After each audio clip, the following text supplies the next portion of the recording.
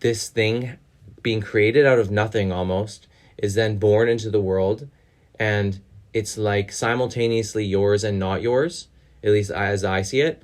And it's a spiritual experience.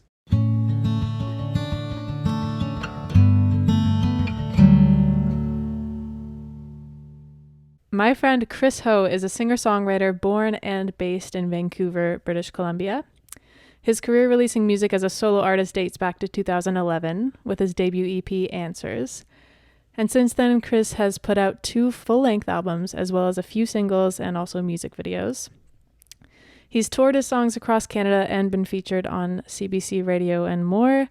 His indie folk sound is comforting, and his lyrics are vulnerable. Wow.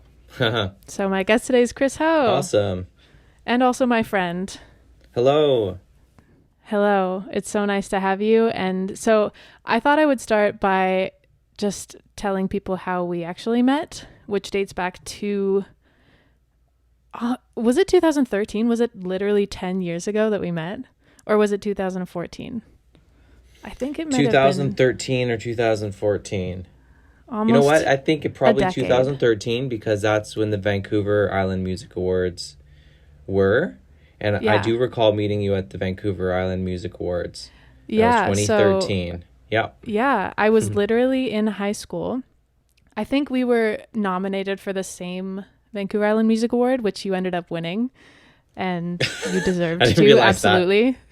I was literally 16 years old and had just like started releasing music. But yeah, we met at the Vancouver Island Music Awards in Victoria when I think you were living in Victoria at the time. Yeah. And we connected and you performed at the Vancouver Island Music Awards. And I just remember being so like infatuated by your music and the specific song that you had performed. And I, at the time, was like literally a little baby 16-year-old who would just like, you know, I was developing my love for music and songwriting and, you know, deciding that it's something I wanted to pursue as a career. And then seeing you, who is like a few years older, you know, you had, I think, just released City of Dust. Yeah, it must have been 2023 then, or 2013.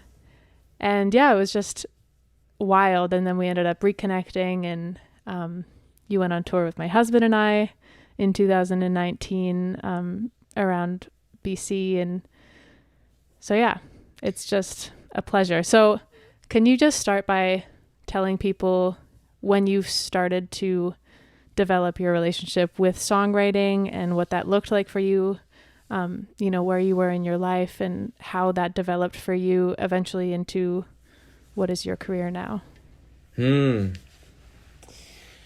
Well, in grade 9 summer, I went to my friend's house. He was learning guitar for about 8 months at that point. He said, want to check out my electric guitar? I was like, yeah, cool. And then he's like, okay, put your fingers here, do this. And he taught me the introduction to Wonderwall. Oh my goodness.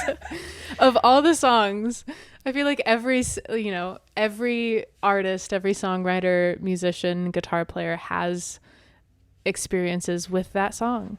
Yes, and this was at the time, this was like the primo Wonderwall years, because it was like, because it was like The 2000, Wonderwall years. The Wonderwall years, because it was 2004, around 2004, 2005.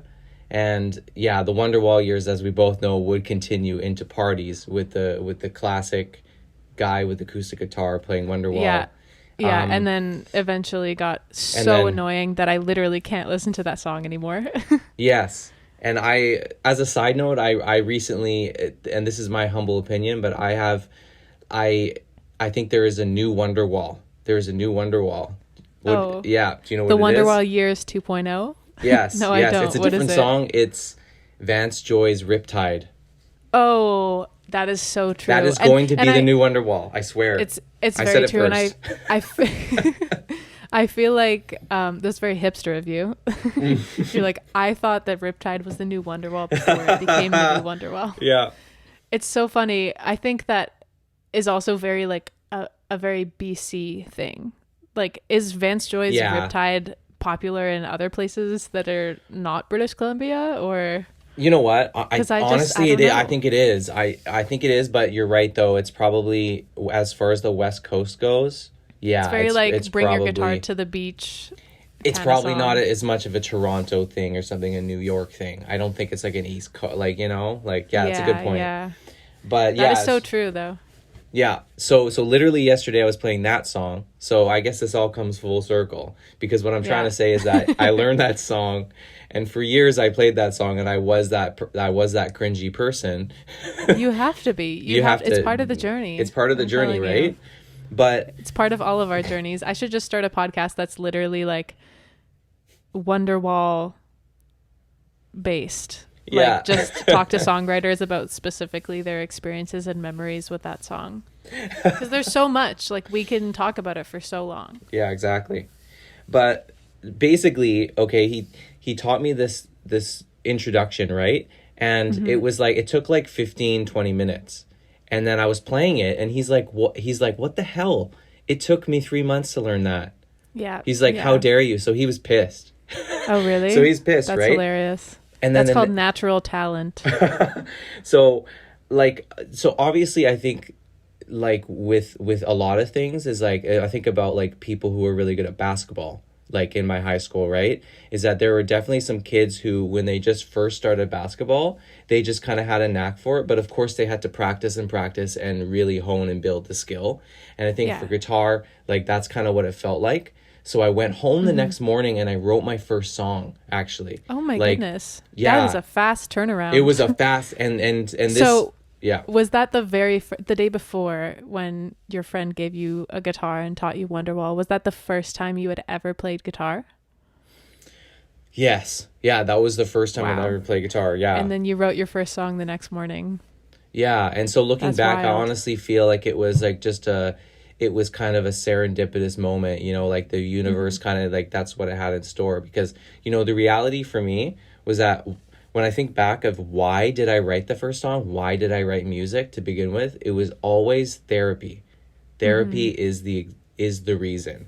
That's why. So it wasn't that I thought, oh, I should go home and find my mom's guitar, and like, that was fun, I'll, like, do it again. It was literally like, I need to do this. Right. And the I song, need to get this out. yeah, and the song obviously sucked, and because I didn't actually know how to play the guitar really, and also at the time I didn't really know how to sing. But I remember, putting the lyrics down. I can't remember what the lyrics were, but they were very straightforward and angsty. And it was like, the lyrics were on the page before I could play the instrument and sing. And that's a significant thing, I think, that really, like, illustrates my journey. Yeah, and that's interesting as well, because you are such a writer. And I did the same thing when I first started to write. I'm very, like, lyric focused, and I used to literally write an entire page of lyrics before I even picked up my guitar. And then I would just pick up my guitar, strum whatever chords, and the first melody that I sang, like, was the song. I was so not focused on the music when I started my journey as a songwriter. It was very lyric focused. Similarly, like you said, it's just like, I need to get these words onto paper. Like, I need to get this out before I even write the song itself, Yeah, exactly. So then it was just a matter of repetition and just continuing to sort of fail, quote unquote, to write a song. And then and learn, and then eventually kind of putting it together and cobbling together the first kind of songs. And soon after that, my parents bought me some studio time, and I recorded a few songs in the studio that were just acoustic and vocals. And did that end up being your first EP? And so technically that was my first EP, but Spotify and iTunes and stuff wasn't a thing. I don't even know if really MySpace was a thing. So basically this, and the cool thing is that one of the EAs at my school was a graphic designer. So he and you know what, he made this album cover for me, this EP cover for me. and it was a woman, a really like emo sort of like cool, gothy looking woman with a face mask on. Oh. And then it was just, and then literally I folded that paper. It was like in paper. And I just burned CDs and I gave them to people at my high school. And people were just like, whoa, this is, to my surprise, right? People were like, this is awesome. Da, da, da. And that's how it all began. That's amazing. Yeah, it's crazy to think about. When I released my first EP as well, Spotify and Apple Music, even YouTube wasn't even really a thing. Yeah. And it was like I'm putting my album on iTunes and I'm making CDs and I'm going to go and, sell or give CDs to people. And my first EP still doesn't exist on Spotify and Apple Music, and I really thank the music gods every day because it's such a blessing, and maybe one day I'll release it, but it is pretty wild how things have changed since then. And it was so pure at the time that, you and I started writing and releasing music. It's just crazy to think about. And so I do like to ask each guest about the first song that they ever wrote, which you spoke a little bit about. Do you remember the name of the song? Do you remember, aside from the very angsty lyrics, like anything that it was about? Or like, do you have memories of writing your first songs, and like, what did that look like for you? I don't know if I can definitely remember a couple of names of some really, really early songs, kind of like more or less what they were. So super cringy, super angsty. One of them was literally called Death on 124 because I lived on 124th Street. Oh, no. And the chorus was, no. Death on 124, waiting for your knock on my door, waiting for the day that won't come, or something. Okay, so that was like part of it. Oh, super my cringe. goodness. So very like somewhere. Grim Reaper. Yeah. And then, very therapeutic, just like you said. And, and then as for like, and those were really early ones, but, when I went into the studio to record like those few songs, because my parents got me it as a gift, and I was in high school giving that away, those song titles, I recall them not being as cringe. I remember kind of stealing from Dallas Green. So I remember some of them. Yeah, I remember some of the songs being like along the vein of like Save Your Scissors or something like that. Like he had that was one of his earlier kind of like hits. Yeah. And he ended up redoing that song later and became popular later. But I was listening to it like, like before it like was really big. illegally downloading it on Napster and putting it on my MP3 player. Oh my goodness. Did you ever used to do the like a YouTube video to MP3 download? Yeah. That's the OG, and then I put that on my green iPod Nano. Oh, you had a green one. Wow. Yeah, lime green, Oh my gosh. I was different and cool. Yeah, totally. Yeah, it's crazy. And so you must have been like 14, 15 at the time that you started writing songs. Yes, exactly. And it's interesting, like something you said really stood out to me, which is like from the beginning, writing songs was therapy. And to be so young and to recognize like, I have to get this out, like it doesn't matter. And I think a lot of songwriters definitely feel that way, especially like, people like you and I, where we are solo artists. We're not a part of a band. We're not writing music for other people necessarily. It's, it's very personal. And so does your relationship with songwriting, or just like creativity in general, affect like your mental health, and how does it help or affect it? It definitely affects my mental health. I would say mostly in a positive way. And I think what it does is it seems to help me process difficult emotions.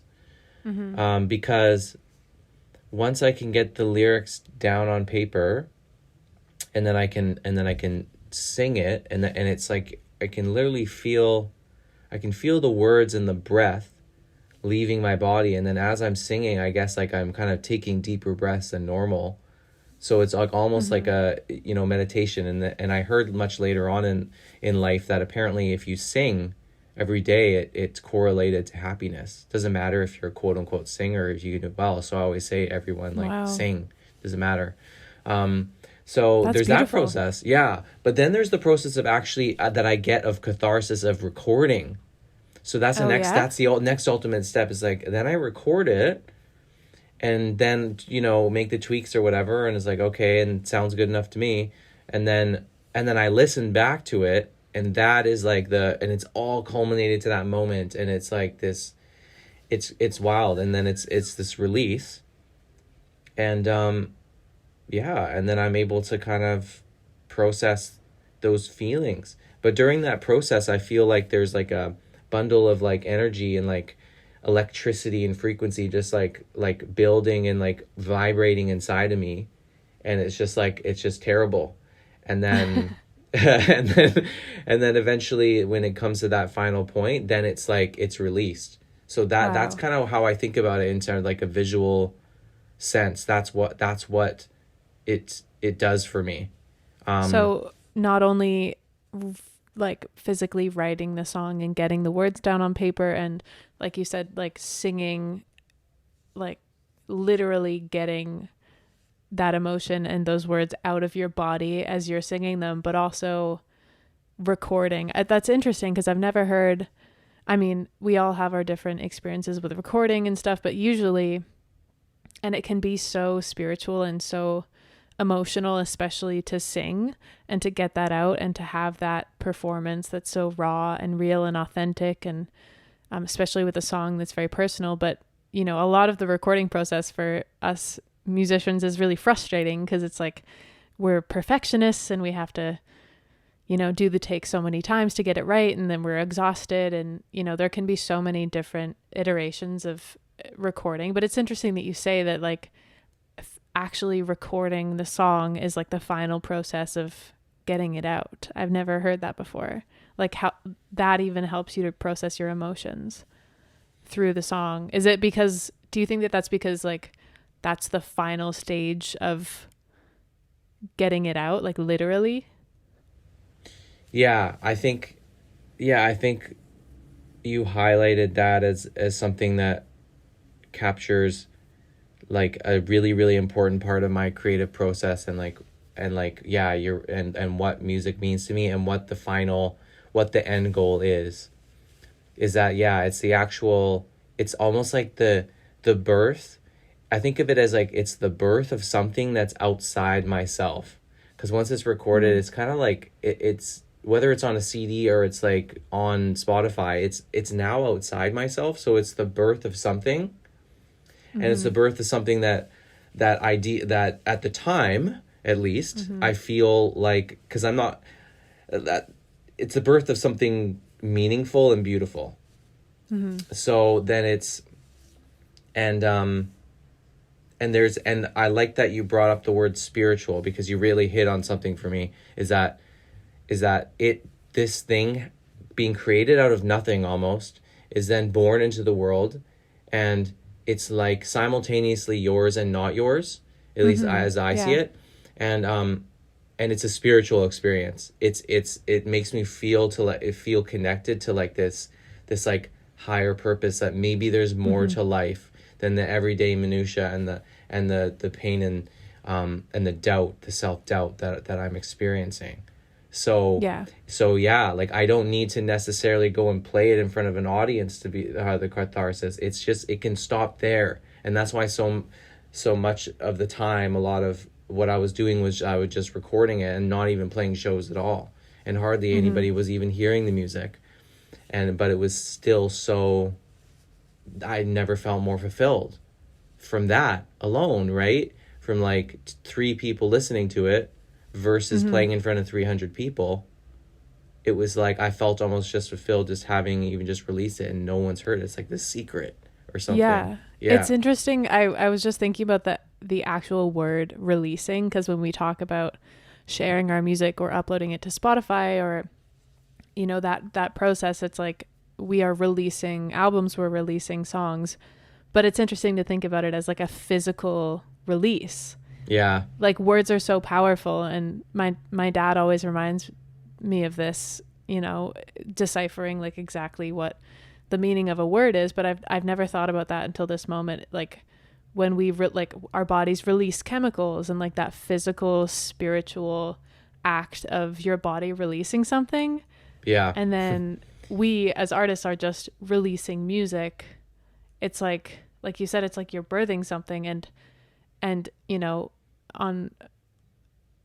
like you can look at it as when you write the song, it's being birthed into the universe or whatever, but truly until you actually release that and share it with the world, or whoever's hands it's going to end up in, that's like it's yours until that moment. Yes. That's wild to think about. Yeah, absolutely. And and like it was believed, like in Greek mythology, and then like in like by Greek philosophers and stuff like that, they believed they didn't give credit to the artists, so they never put artists and like musicians on pedestals, because they believed that actually it was the gods who were manifesting that creativity through them, so they were just vessels. And so it's really interesting to think about it that way too, because it sort of takes the pressure off when you don't have ownership over it. You're like, because I'm sure you've had the experience before where like you're just all of a sudden you have your instrument, and then all of a sudden lyrics come out of nowhere. Yeah. And you're not sure what they mean at the time until later, or something like that. You don't think about it much, it just comes out. And so it's like, they believe that the words were just being channeled by so that's was the experience. And I had to I feel and believe the exact same thing, and like there's no way you can even describe it to someone who maybe doesn't necessarily experience it, because it can happen creatively to so many people in so many ways, but like specifically as a songwriter, it's like I personally feel that my best songs just kind of happen without me even being there. Like I am obviously there, I'm in full control of what I am producing, but in terms of the context and what comes out of me, it's just like it just happens. And for me personally, I know that that's my best songs are when I'm not even really paying attention to what I'm doing, it's just happening, something's flowing through me. And I was just saying, my dad always talks about words, and he often also reminds me that like inspiration, the word inspire is like in spirit, so it's like coming from within your spirit. Interesting. That's appropriate. And it's just wild to like decipher all of these words that we say almost every day as musicians, and these things that we do are like, it's interesting though. I didn't realize that the like Greek mythology, or like back in the day, that they just didn't label art as being from an artist. It's very selfless. Because you know how these days we worship people, right? I mean, think about David Bowie, right? I definitely worship David Bowie. right? Like, especially as an artist, you're just like, oh, David Bowie, right? But that can be sometimes damaging for the egos of those artists, because they have so much to live up to. They're supposed to be a god. They're revered as pretty much a god. That's a lot to put on your shoulders as a mere human. Yeah. And then you're just like, what if I never write my next hit, quote unquote, and then it turns into a hit instead of art, Yeah. And it can be, so when you take but when you really break down, like you're saying right there, I mean, inspire, in spirit, you know what I mean? There's so many like clues in the language around writing. There's clues in the language of creation that clue us into, hey, maybe there's something else going on here beyond just our actual mechanical skills of putting things together and knowledge of music theory when we're in a flow state. And I guess like it for people who are listening to this who don't write music, that's another way to think about it, is like, have you ever been like hiking or snowboarding or skiing or something, or doing an activity where you just kind of lose track of time and you're just totally in the moment? That's what it is. And you can still connect it. You don't necessarily need to be writing a song or doing something to achieve that. And I think that's a really cool aspect to like try to remember and like nurture and appreciate, you know? Yeah. And also just like sink into it. Sometimes I feel like that happens when I'm driving home, and do you ever like completely black out when you're driving home and then you just like end up at your house and you're like, how the fuck did I get home? Because I wasn't paying attention at all. And I'm like, you know, somebody's obviously helping me along this journey to get me safely home. I mean, that's kind of a silly example, but it's that's like a perfect example. I completely blacked out, and who's behind here the we wheel? Are. Jesus, take the wheel. Who's exactly right. Like whatever, and you know, and it's not like it's not a specific religious thing. It's just a spiritual kind of overall thing. We don't know what it could be. It could be just our relationship to the energy around us and of the universe, right? Since the Big Bang. But however you want to conceive it, I just really believe that there's something going on beyond just our fingers and our, you know, saying stuff. You know what I mean? Yeah, absolutely. And if you can, the more you can connect to that, the richer the music, I guess, that maybe that you can write. But but being in the room with another writer though is another way to kind of like get on that level, you know, like another sort of spirit, right? Yeah. What's like one spirit versus versus two spirits, right? And just trying to kind of like in collaboration, you know, like, but that's of course a challenge too, because then you're sort of like self-conscious and stuff. But if you can get to a point where you're just letting go of that judgment, you can really you can really get on another level. Yeah, I always try to bring my highest self to any sort of like creative situation, even if it's just me writing a song by myself with no one around. But sometimes it's hard because we can be very self-deprecating as artists. I think it's kind of, you know, it's kind of part of it, but it's a good thing to aspire to. And I also was sorry.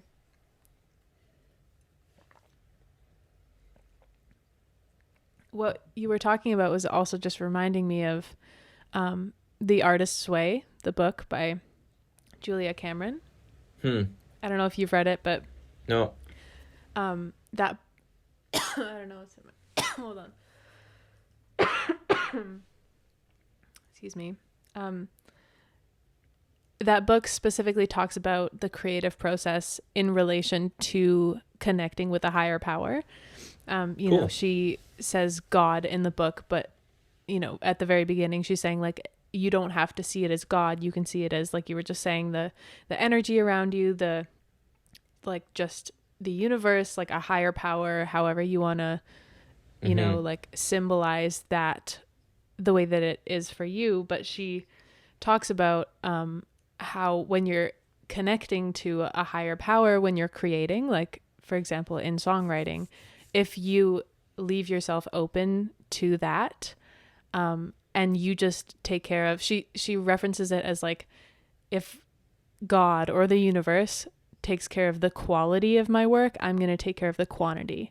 So like if you're just always there to receive that openness and like have that, you know, inspiration tube or whatever open, and then you just are there to receive it and, you know, execute and produce, then,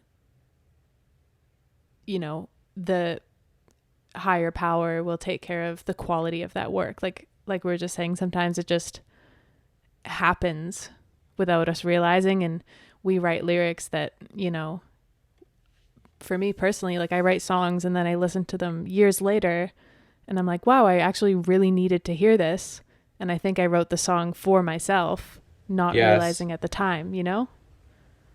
Yes, absolutely. I'm trying to get better at, because, you know, obviously if somebody like, can you imagine if you were on the bus and and somebody heard you listening to your music, you know, and like they looked down at your phone and it was like Phoenix Lazar, like, you know what I mean? Like you'd be like somebody caught Kanye West doing that, and it's like, but you know, I think we need to get away from that, because I'm trying to get away from it. Okay, like that's, I guess, what I'm trying to say. I'm trying to get away from that, because the other day, because, you know, there's a difference between listening to your music on a spiritual, right, self-growth, right, kind of level, and an egotistical level.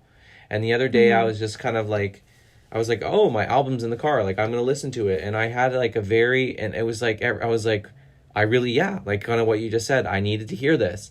And I was like, you know, if I put in all that time, right, like writing, recording, all that, and it's like, for me to not enjoy the fruits of the labor, what the heck am I even really doing if it's not for me? Because listening back to it, like I wouldn't have put those songs on the album if I didn't feel like it captured a feeling that I didn't want to forget, and that I wanted to honor and hold within myself and say it's okay.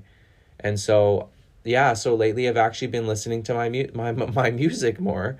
But amazing. Really not being like, oh, you're awesome, like, you know, but just literally like in a way that's like, oh, this is really affecting me. Like, oh man, like I'm so grateful that this came to fruition, and I'm almost kind of like thanking, you know, whatever the heck's out there, you know, for it. And like, I don't know, that's been really a healing process for me too. Yeah, I honestly think that more people, including myself, should do that. And it's, you know, sometimes it can be hard, but it is also part of, like you said, healing and growing, and recognizing like this for me, like when I listen back to my songs or albums, like they symbolize a chapter of my life. And I think about what I was going through at the time and how it affected me then and how it's affecting me now, how these words, how I heard them then and how I hear them now. And, you know, it can be hard because I think we're always growing and changing, especially musically. Like the physical sound can change so much, even within like a year or whatever. But it's a good point. I agree that we certainly need to, and also just be easy on ourselves when we listen to our music. I listen to your music. Your music was actually, speaking of it might not have been on my iPod Nano, but it was certainly on my iPod Touch. I can't remember if I might have illegally downloaded it, but hopefully not. That would be kind of almost more of an honor. Like I'd feel like, oh, you can illegally download my music, like I've made it. But especially back in the day. But something that I meant to point out when you talked about when we first met, that's really cool. That I didn't get to say at the time was that you heard, okay, so like you heard a song that I was playing, right, at the Vancouver Island Music Awards. And you were basically just like, wow, that song, like, oh my gosh, it's like speaks to me. It was like written for me kind of thing. And it's like, I know that feeling when you hear a song, and like, and so the cool thing about that is that song I didn't release until years and years later, until literally I think it was last year or 2021. And I asked you to sing backup vocals on it, which I think is so cool because you're one of the first people that heard the song. You said you were 16 at the time.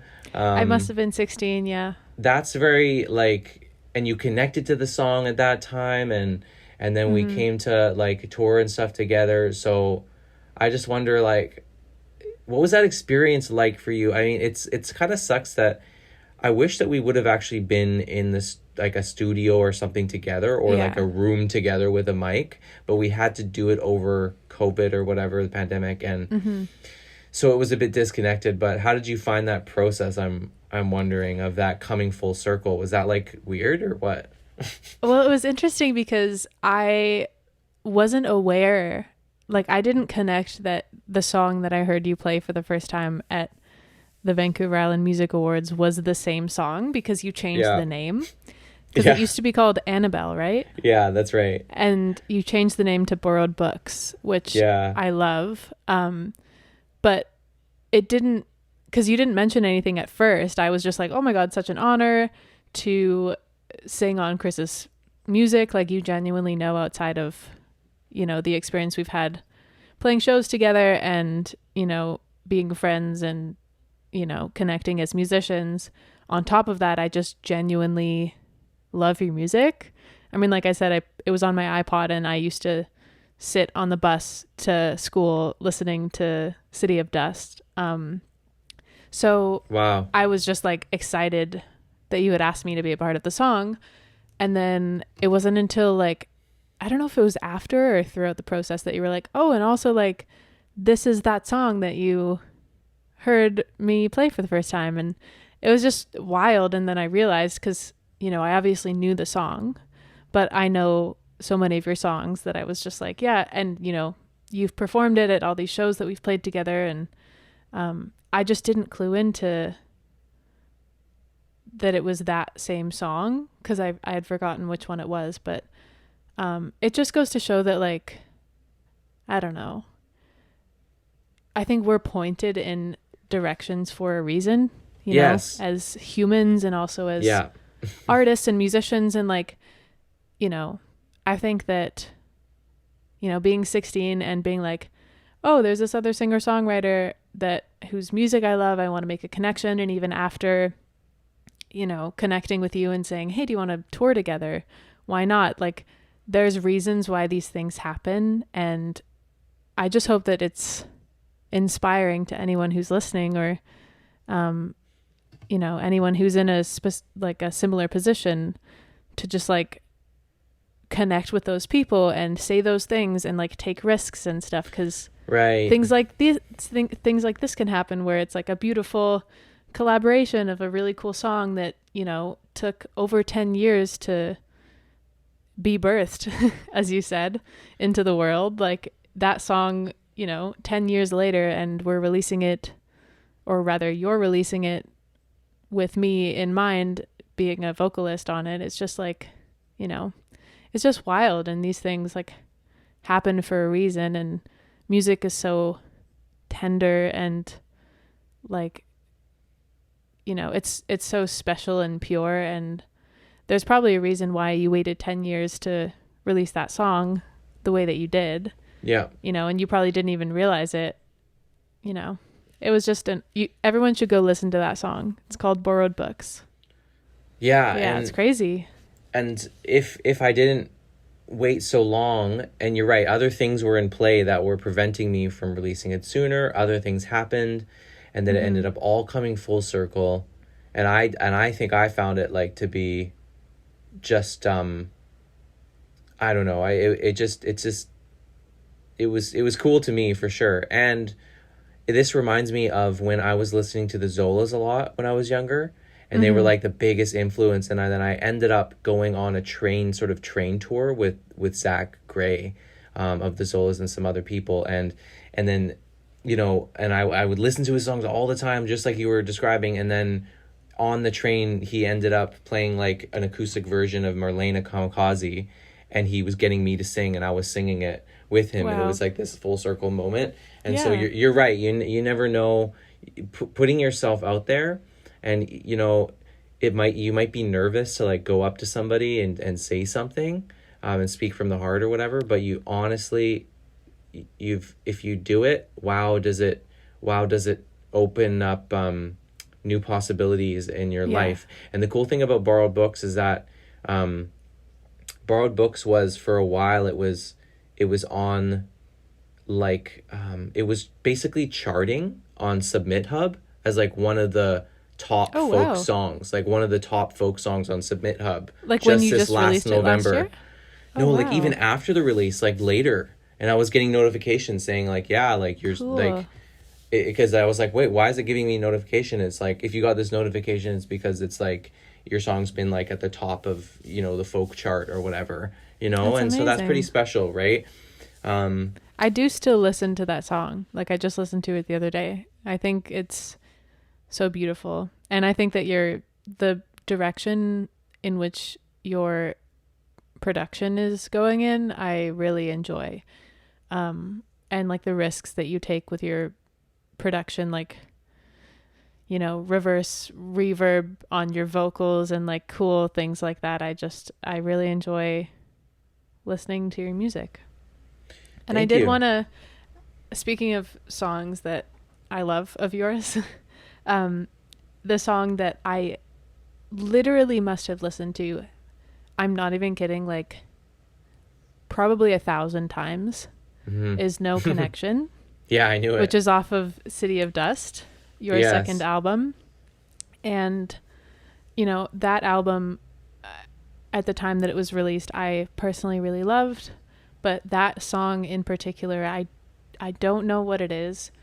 But I just wanted to, I'm curious to hear like what your relationship with that song is, and specifically the lyrics, because I find that now more than ever, you know, the song is, you know, basically like busy little bees with no connection. And, you know, as technology progresses and as we, you know, certainly with what happened with the pandemic and people literally being afraid of being in the same spaces together, you know, that it just really, it resonates with society currently.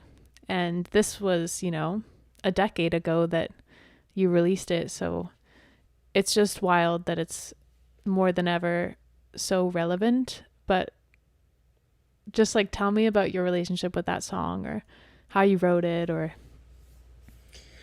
I was on a Greyhound, going to be the best man at a friend's wedding in New York. And that's right there as an example. That song was channeled. I didn't really think about the lyrics. The lyrics just kind of like came pouring out of me. I think I'd actually started writing it before I was on the plane.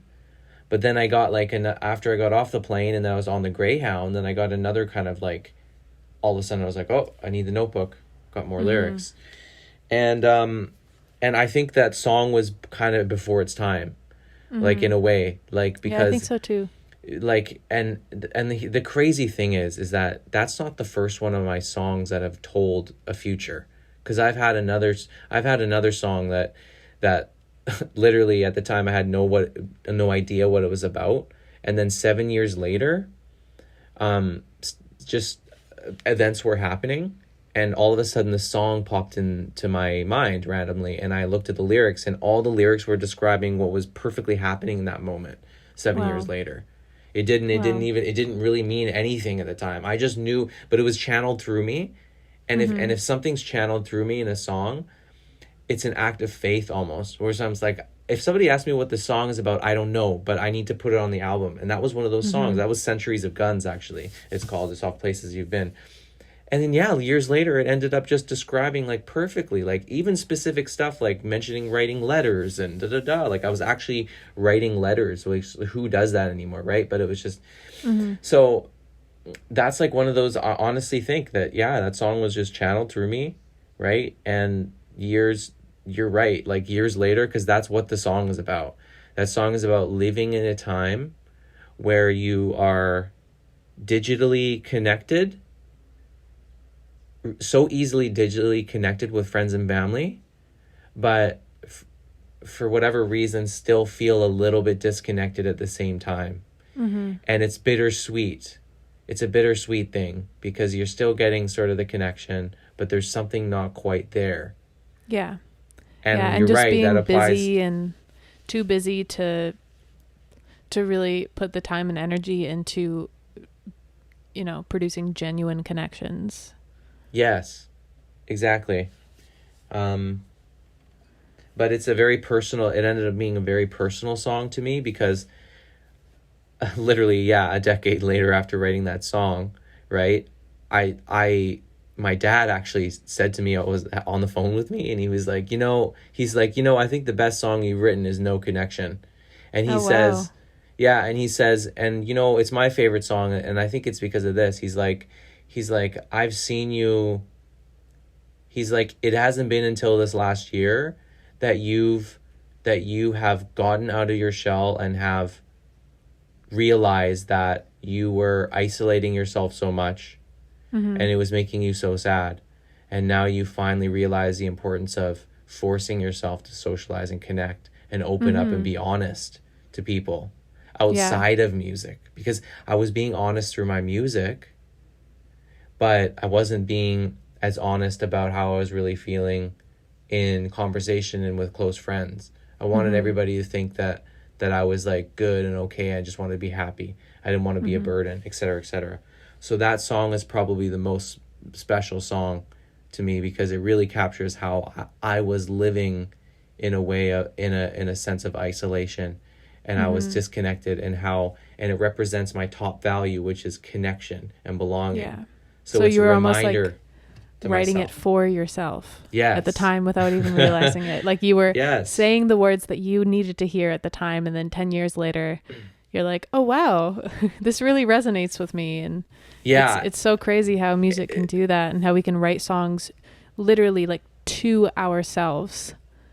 Yeah. And and not realize it until later. And that has happened to me so many times. And especially like you said, with songs that you start writing and then you put them down, and then all of a sudden there's like an energy force within you that's like, I need to pick the song back up, because that's happened to me as well before, where I'll start writing a song, put it down, and then like years later I'll be like, I need to finish this right now. Like there's some, and like, we can't really understand why that is. But it's very interesting, and I'm glad that you have that relationship with that song, and your dad as well, because it's very telling. And I also think that especially the people that know you best, like, my family's favorite songs of mine are different than my favorite songs of mine. Yeah. And it's always those songs that I come back to, and I, realize, oh, this is actually like a very special piece of music that I didn't even realize, because those people know us so well. But so to end out this lovely conversation, I wanted to ask you, what is a piece of advice that you would give to yourself in the past, specifically in relation to being a songwriter? And what is a piece of advice that you would give to yourself moving forward in your relationship with writing? That's a good question. I guess what I would say to myself in the past is that, I guess, two pieces, which is like, remember the reason why you were doing it, and remember that you're enough, is probably what I would say. Absolutely. Because I think everyone needs to hear that. Everyone needs to hear that, right? But like, no matter what. But I got very distracted in why I was, I definitely got sidetracked and lost touch with the root of the passion, because of getting caught up in all the minutia of like numbers and trying to be proactive and trying to get out there, exposure, blah blah blah, marketing, blah blah blah. So I just got totally consumed by that and lost sight of like why it was important in the first place, and was living in like a feeling of like not being good enough. And then for my future self, you said, like, like moving forward, what's something that you want to bring into your relationship with writing, and what you want to keep in mind for the future for yourself specifically?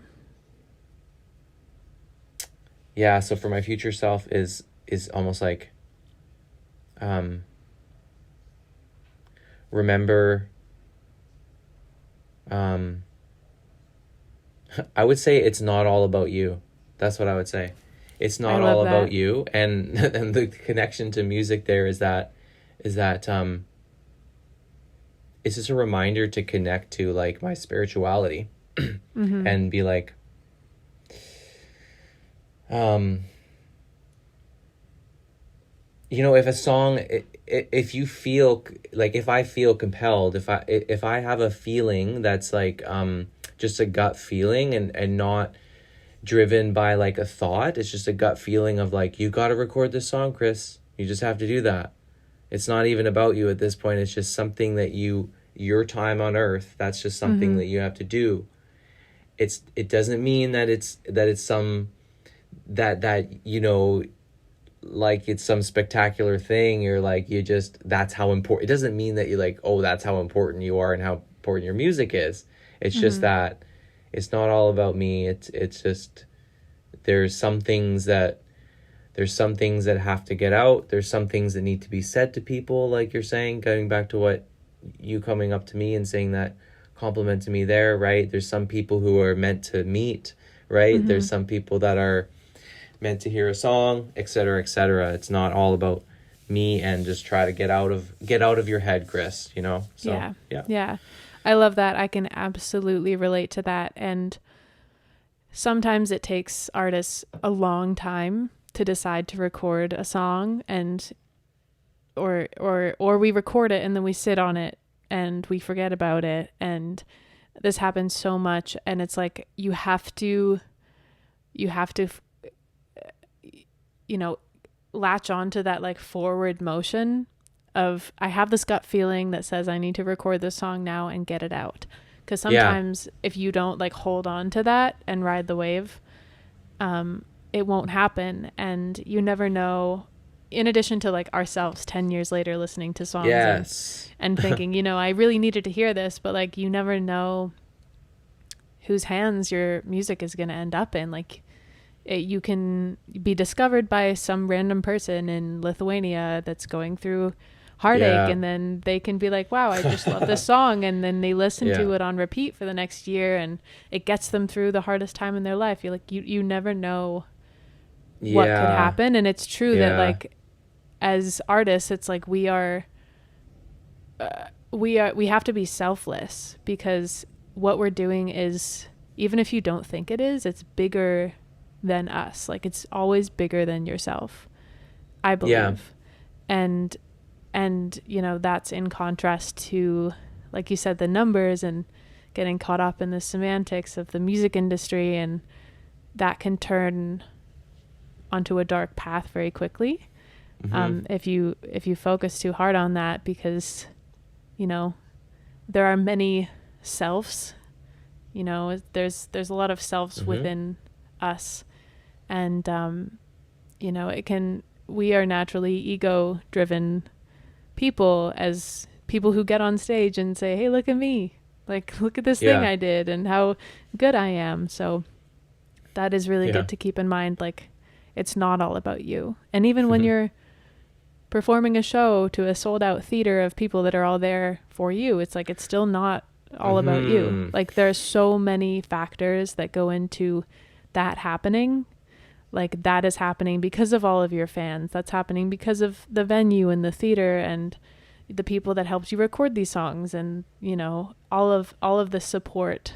It is literally and metaphorically not always about you, in a good way, you know? I really like that a lot. Yes, absolutely. I love that. So please tell everyone where they can find you. Obviously, I'm a big fan of your music, and you are such a wholesome, talented person. So, you know, everyone, please listen to Chris's music, but where can people find you? I think the best way would just to look on Instagram, chrishomusic, and then just hit the Linktree link at the top, and then you can just kind of be like, listen to a song right away, watch a music video right away. Perfect. Yeah, your latest single, Everything is Endlessness, and the music video is paired with that is just stunning. My husband and I watched it together, and I love it. I just love the direction that your music is headed in, and, you know, you're such a incredible, well-rounded person, and Yeah, I'm Thank always you. just excited to just continue to support and listen to whatever you release. Literally release Yeah, exactly. chemically release out of your body. Thanks so much.